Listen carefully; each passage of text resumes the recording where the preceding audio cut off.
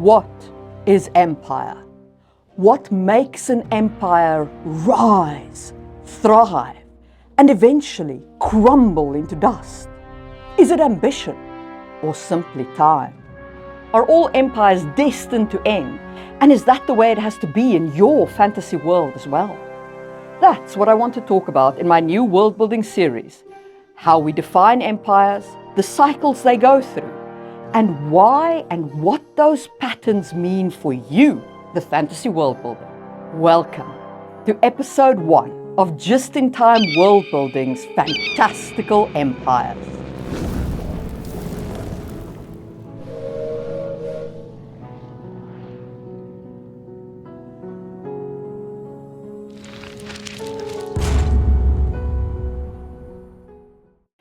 Our first job in this series is to define what we mean when we say empire. It's one of those loosey-goosey words that can mean a lot of different things. So let's talk about what I mean when I say empire in this series. An empire is a major political unit where a single sovereign authority, whether a king, emperor, or elected senate, controls vast territories or multiple groups of people through direct or indirect rule. Okay, so that's a lot of words. Let's put some context on it. Empires are essentially a central state that exercises control over a collection of diverse states, territories, or cultures. I'm not talking about something like the United States, which is a federal republic. In an empire, these other countries, cultures, or regions retain some sovereignty. They often still have their own rulers or systems of governance. But these people are generally not citizens of the core nation of the empire. They might be citizens of the empire as a whole, but they are not regarded as part of the core nation. With some exceptions, like when Rome extended citizenship in 212 CE and so on. Look, history is messy, okay? I have to simplify some things for the sake of making these videos in any reasonable time span. The core nation itself can be ruled in any number of ways. It might be a democracy, a kingdom, or something else entirely. The same rule doesn't always apply across the whole empire. For example, in the Roman Republic, Rome itself was ruled by the Senate and the consuls, but the outlying territories like Gaul were governed by military governors who essentially acted as dictators within their jurisdiction. They weren't fully independent, but they didn't follow the Roman model of government either. For this series, I'm also adding one key criterion to the definition of empire. There must have been at least one peaceful transfer of power within the empire. This is to exclude empires like Alexander the Great. His conquest was essentially created by one man and fell apart after his death. A political one-hit wonder, if you will. Never gonna give you up, never gonna let you down, but also you're not gonna survive my death. His empire fell apart because it was so dependent on a single figure, and there was not a chance to stabilize before his death. Now, there were some successor states like the Seleucid Empire and the Ptolemaic empires, but there was no transfer of power to a direct successor of the empire as a whole. If you would like me to explore these kinds of one-hit wonder empires in a future video, let me know. But for the purpose of this series, empires must have survived at least one transfer of power. Now, do keep in mind in this exploration that empires can be symbols of peace and prosperity or of exploitation and oppression, depending on how they manage their regions and who's doing the looking at the empires. And control over these regions can be achieved through a mix of incentives and coercion, military power, economic systems, cultural influence, and so on. Some empires integrate certain regions into their decision-making process, allowing those regions to influence the empire's directions. In others, the empire keeps its regions at arm's length, enforcing control with little regard for local input. And all of these are valid imperial models. For this series, the only requirement is that there must be a central state exerting influence over its regional territories. And that brings us to the historical examples we'll be exploring in this series. For this series, I'm going to explore 3 empires I know reasonably well. You might notice that none of the South American empires like the Aztec or the Mayan or the Incan are included in the series. That's simply because it's harder to find reliable information about them, and I'm not particularly familiar with South America's history. I will say that the Incan Empire is especially fascinating, with the quipu system for record keeping, and I might someday have enough amassed research to actually do a deep dive into using the Inca as a basis for a fantasy empire. Let me know in the comments if you'd be interested in a video about that. Anyway, back to the 3 empires I've chosen for this series. First is the Han Empire in China. Known for its administrative skill and stability, the Han Empire exemplifies a unique model of imperialism. Rather than imposing direct rule over its subsidiary states, it extracted tribute from them. I should note that this model did vary by region. Some territories were under direct military control, but most were semi-autonomous. The Han Empire unified diverse provinces through a shared bureaucracy and the guiding principles of Confucian ideology, as well as legalism under Emperor Gaozu in the earlier days of the empire. The Han Empire's major life cycle spanned from 202 BCE to 220 CE, although it's divided into 2 main periods: Western Han, 202 to 9 CE, and Eastern Han, from 25 CE to 220 CE. This division is caused by a brief interruption by the Qin dynasty under Wang Mang. The Han approach to its tributary kingdoms reflected a system of indirect influence and integration, a contrast to the more centralized control seen in other kingdoms, in other empires. Our second example is the Axiom Empire in Africa. This was a powerful African trading state that controlled key routes between India and the Mediterranean. Its influence model blended trade with religious expansion, converting many of its territories to Christianity. The Axiom Empire left a lasting cultural and religious legacy, particularly in the form of Ethiopian Orthodoxy, and was the second state to officially adopt Christianity as its state religion. Armenia was the first, adopting Christianity in 301 CE, with Axiom following 29 years later in 330 CE under the guidance of King Ezana and adopting Christianity as its state religion. Axiom's life cycle spanned from 100 to 1100 CE roughly. History being what it is, the dates are not as neat as they seem here.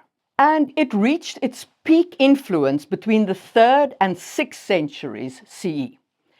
Axiom is an excellent example of an empire where commerce, religion, and cultural influence were tightly interwoven to maintain control and unity. And our final historical example is that good old reliable Roman Republic leading into empire. This is the most familiar example on this list and is arguably the classic model of Western imperialism.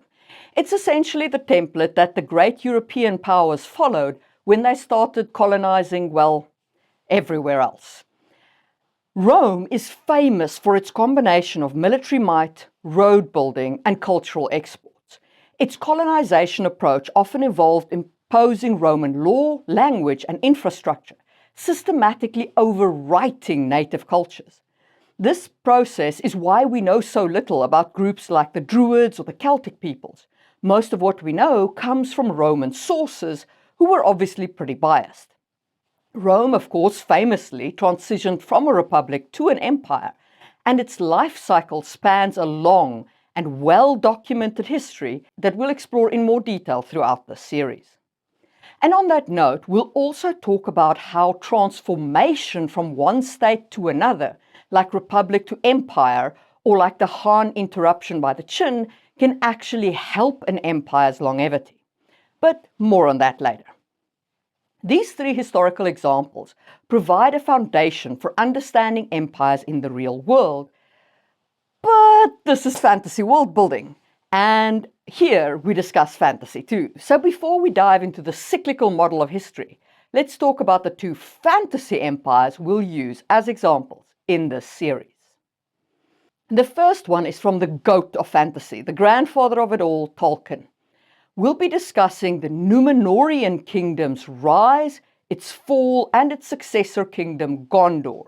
Now, yes, the Númenóreans were technically a kingdom, but they also did have imperial aspirations, and their fall created the successor state of Gondor, which is interesting to explore as an aftermath of empire. So, if you want to make sure you don't miss the episode where we talk about successor states, make sure you subscribe. And if you want early access to that episode, members get early access to all of my content. So for the price of a cup of coffee a month, you too can get early access to every video I have made up to date, instead of waiting sometimes as long as a month between me publishing the video and it being available for public viewing. Okay, enough of the pitch, back to the content. The other fantasy empire we'll explore is Adrian Tchaikovsky's Wasp Empire from Shadows of the Apt. This one is fascinating because it starts as a small nation unifying under a single leader and then evolves into a sprawling empire. We'll look at its rise, the leaders who expanded it, and its eventual fall, which mirrors the cyclical model of history that we'll discuss in a moment. But besides these two examples, I also want to hear from you, my audience. I've created a Google form where you can submit your ideas for an empire built around the cyclical model we're about to explore. At the end of the series, I'll be reviewing your submissions in a live stream where I'll analyze and discuss the empires you've created. And here's the fun part. My favorite submission of empire will win a signed copy of my first book, The Hidden Blade. So, if you're interested in participating, or just want to hear me analyze these community-created empires, make sure to fill out that form, and the link is in the description down below. All right, so we've covered our historical and our fantasy examples. But I keep mentioning this cyclical model of empire. So let's dig into cyclical history in the following section, where we'll explore the specific model we'll use for the rest of the series and how it applies to the rise, fall, and aftermath of empire. It has been said that history repeats itself. This is perhaps not quite correct. It merrily rhymes. Or so says Theodore Rake in his essay, The Unreachables. And when studying the history of empires, this seems like a valid statement. There are countless parallels that can be drawn between our historical examples. And there are several cyclical models of history that have been proposed, and in this series we'll touch on 3 of them. One forms the core framework for the series, while the other 2 will make appearances at various points. The first of these is Carlo Cipolla's model of human behavior, which gives us a unique way to look at the rise and fall of societies.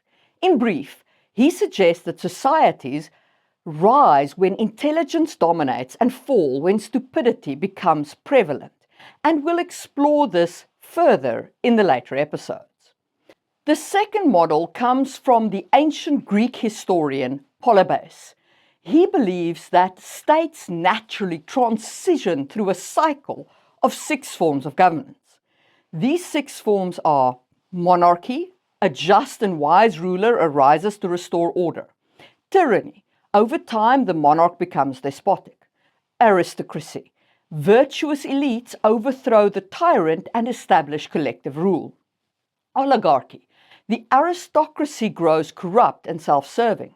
Democracy, the people revolt, seeking equality and justice through popular rule. Ochlocracy, democracy degenerates into mob rule as discipline and respect for law erode, leading back to monarchy under a strong leader. Polybus believed the Roman Republic could escape this cycle because it had a mixed constitution, elements of monarchy, the consuls, aristocracy, the Senate, and democracy, the popular assemblies. Ultimately, he was of course wrong because the Roman Republic did fall, but his ideas still form the basis for modern arguments about checks and balances in governance. And we'll touch on Polybius's model when we discuss what makes an empire robust and how they extend their longevity and the role of governance in imperial success. However, the core model for this series comes from Sir John Glubb's The Fate of Empires. While Glubb proposed a rough 250-year lifespan for empires, I don't think the timeline itself is accurate or needed or even relevant. Indeed, the timeline is highly debated amongst historians and few empires actually fit that duration, so ignore the timeline. What matters are the stages of an empire's life cycle, and those are strikingly consistent across history. And here is a breakdown of Glubb's stages. Pioneering. The empire is in its infancy. A city or a culture unifies the surrounding regions, laying the foundation for future expansion. Conquest. The empire grows, expanding its borders through military might. It's bold and it's ambitious and outward-looking. Have you seen my little army? Let's take it that away. Commerce. Trade networks flourish, wealth spreads across the empire, even to subsidiary states, creating a golden age of prosperity. Which leads us to affluence. The empire enjoys stability and cultural richness. Art, trade, and luxury thrive. And from there, we move on into the intellect phase, where there are advances in science, literature, and philosophy that mark the peak of the empire's cultural achievements. However, such greatness cannot last, and eventually there is corruption and power struggles, overextension of military power and economic disparity and moral decay. Resources are squandered, often on military campaigns, rather than sustaining what made the empire great. And that period of decadence leads into decline. Internal strife, external invasion, or environmental factors lead to the empire's collapse. It might fragment, be replaced with successor states, or adopt a new form of governance to prolong its life. But either way, for that empire, it is good night. So, that model will form the backbone for our series. We will be discussing the pioneering and conquesting phases as one video. Then we will take on the Golden Age period encompassing commerce, affluence, and intellect as one continuous phase. And our third video will be the decadence and decline phases. And then finally, we'll talk about the aftermath of empire, what happens when empires fall, the effect of transitions of government types in the core nation, and how successor states rise from the ashes. I hope you're excited for the rest of the series. If you've enjoyed this video, don't forget to give it a thumbs up and subscribe so you don't miss the next episode. I've also decided to start a newsletter this year. I'll do one newsletter each quarter, and it will contain my deeper thoughts on videos and on my writing, as well as Q&A from you, my viewers and readers. The link to that is in the description of the video. And thank you to all the members of the channel who not only get early access to these videos, but also help me feed my cats every day. A very big shout out to Lupix Lakeshire, Katie Kofi Mug, and Tony Lamana, just-in-timers of the Builded in Stone level, and to Pablo Barrios, Patricio, Aya Shaimaru, Tiffany Felix, and Dylan Batera, just-in-timers of the Builded in Wood level. If you're hungry for more world building, check out my video on how to use democracy in a fantasy world, or whatever the algorithm is recommending for you right now. And I will see you soon for another episode of Just in Time World Building, where we build what we need when we need it.